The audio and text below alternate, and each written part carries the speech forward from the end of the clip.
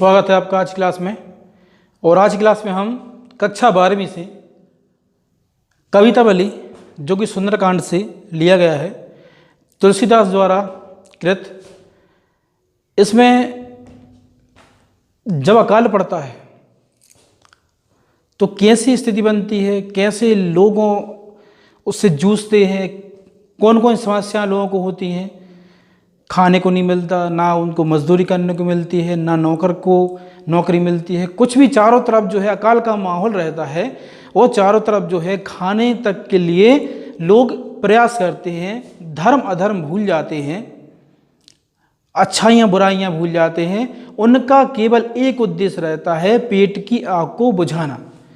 क्योंकि इसमें बताया गया है कि पेट की आग क्या होती है। पेट की आग सबसे ऐसी आग होती है कि समुद्र की आग भी उसके आगे कोई मोल नहीं रखती। और उसकी आग को बुझाने के लिए लोग ना धर्म देखते हैं, ना कुछ देखते हैं। ठीक है, तो वही आपको इसमें पढ़ने के लिए मिलेगा। तो चलिए शुरू करते हैं कि किसी भी किसान कुल बनिक भिखारी भाट।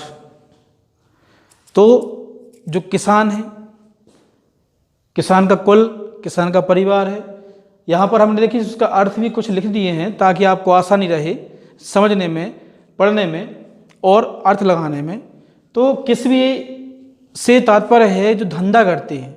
ठीक है, जो छोटे छोटे धंधे करते हैं, धंधे करने वाले होते हैं, तो वो कहलाते हैं किसी भी। किसान कुल से मतलब है किसान का परिवार।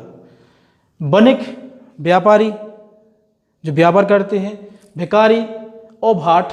भाट से तात्पर्य है चारण। और चारण कौन? जो राजा के दरबार में रहकर प्रशंसा करते थे। तो इससे आप जैसे आदिकाल का नाम सुना होगा आप लोगों ने कि हिंदी साहित्य का इतिहास जो है वो आदिकाल को जितने कवि थे उतने कवियों ने उसको, लेखकों ने उसको अपने अपने अनुसार नाम दिया है। किसी ने उसका नाम चारणकाल भी दिया है। तो चारणकाल जो है, चारणकाल कहलाता है कि जब राजा के पास रहकर राजा की प्रशंसा में ही कविता को लिखना।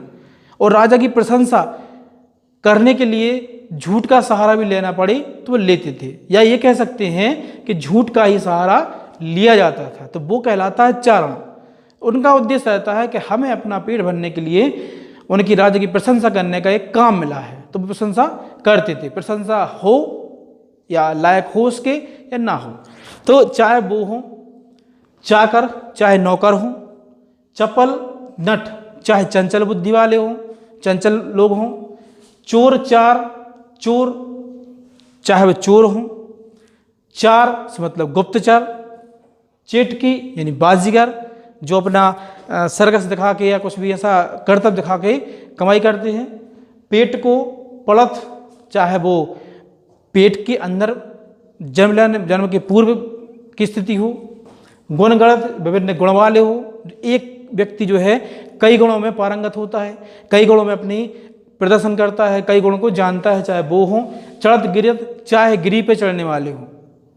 तो जितने भी प्रकार के लोग हैं, जितने प्रकार के लोग इसमें बताए गए हैं, वो सारे प्रकार के लोग जो है, पर जब अकाल की स्थिति बनती है तो उस अकाल की स्थिति में चाहे कोई भी हो, उनको काम करना दुर्लभ हो जाता है, उनको काम नहीं मिलता है। चाहे कितनी कला को जानने वाला हो, चाहे धंधा करने वाला हो, चाहे व्यापार करने वाला हो, चाहे किसान हो, चाहे वो चोर हो। और तो ठीक है, चोर भी होगा तो चोर को भी चोरी करने के लिए नहीं मिलता। अटत गहन गत अहन अखेटक, चाहे वो घूमने वाला हो, घूमता है तो वो रोजगार के लिए या कुछ कमाई करने के लिए, तो उसको भी कमाई करने का साधन नहीं मिलता जब अकाल पड़ता है।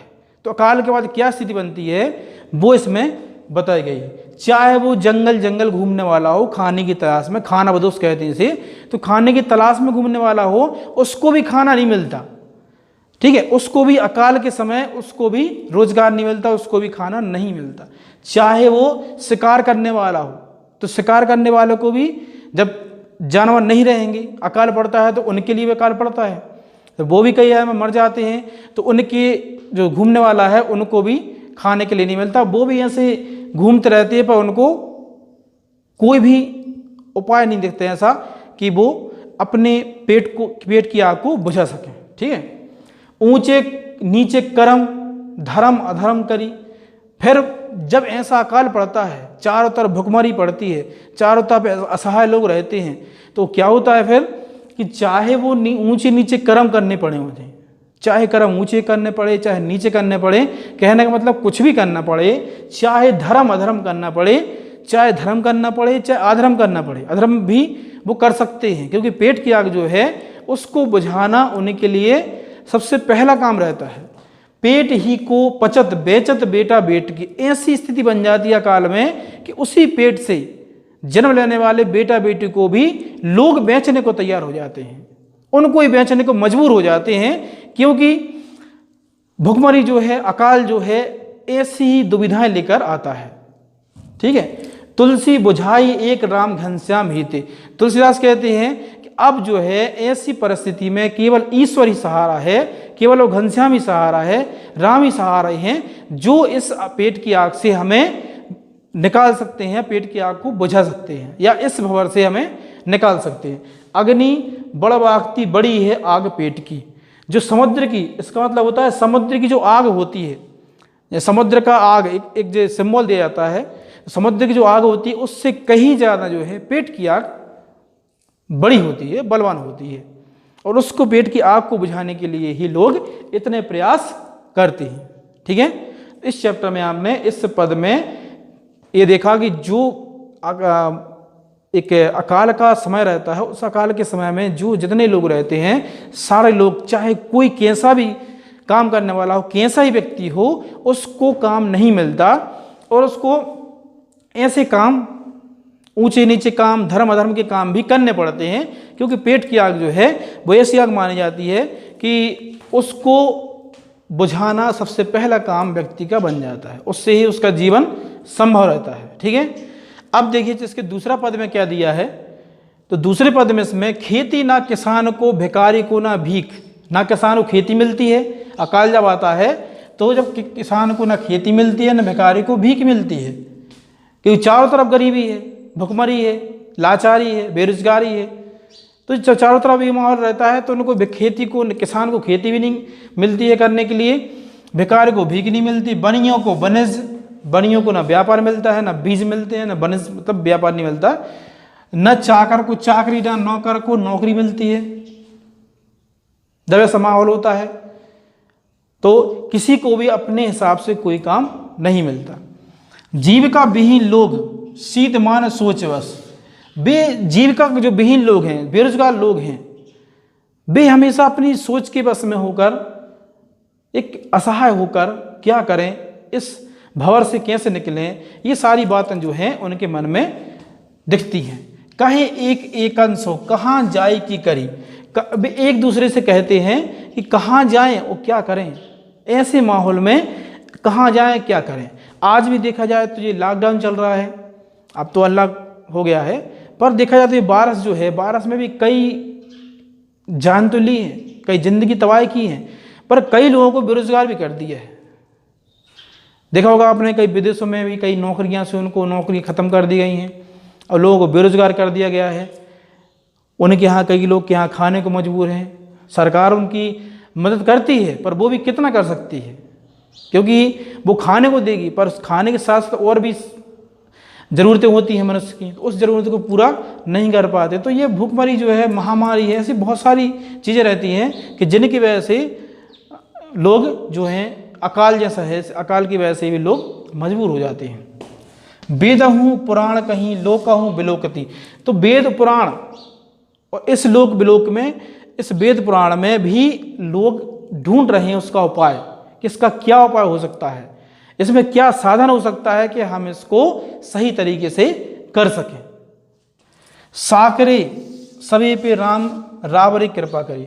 इस सब लोगों पर तुलसीदास कहते हैं कि हे राम, सब लोगों पर आप कृपा करें, क्योंकि आपकी कृपा से ही सबका उद्धार हो सकता है, सबका एक भंवर से पार हो सकते हैं। ठीक है। दारिद्र दशानन दवाई दुनि दीन बंधु।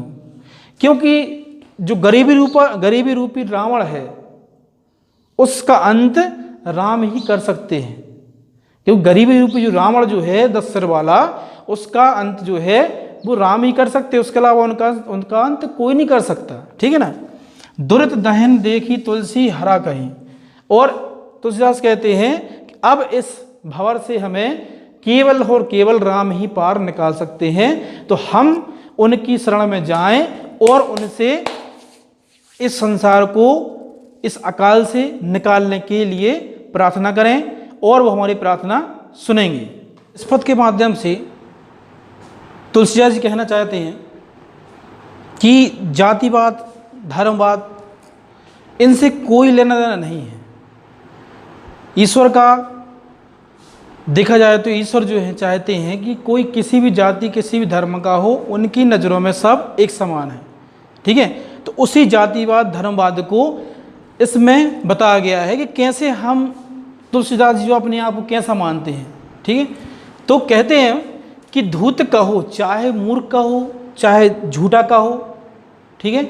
धूत कहो, अवधूत कहो, चाहे मूर्ख कहो, चाहे झूठा कहो, चाहे उन्हें कैसा भी कहो, चाहे राजपूत कहो और चाहे जुलाहा कहो, उन्हें इनसे कोई फर्क नहीं पड़ने वाला। इन्हें उससे कोई फर्क नहीं पड़ने वाला, कुछ भी कह सकते हो आप।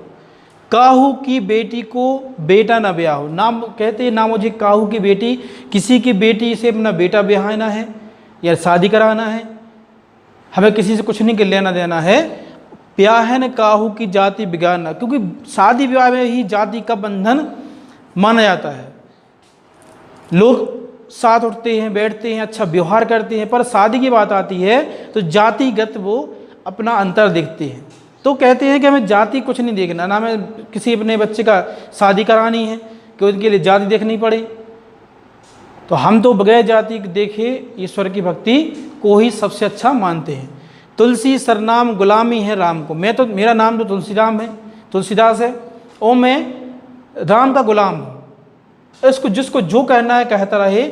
मैं अपने आप के बारे में बताता हूँ कि मैं तो राम का गुलाम हूँ, और जाको रुचे सो कहे कहूँ कहे। और जो मुझे रुचि लगती है, जिसमें मुझे मन लगता है, जिसका मुझे अच्छा लगता है, मैं वो काम करूँगा, चाहे कोई कैसा भी कहे, चाहे कोई रुचि ले या ना ले। मेरी रुचि जिसमें है, मेरा मन जिसमें है, मैं वो काम करूँगा। ठीक है।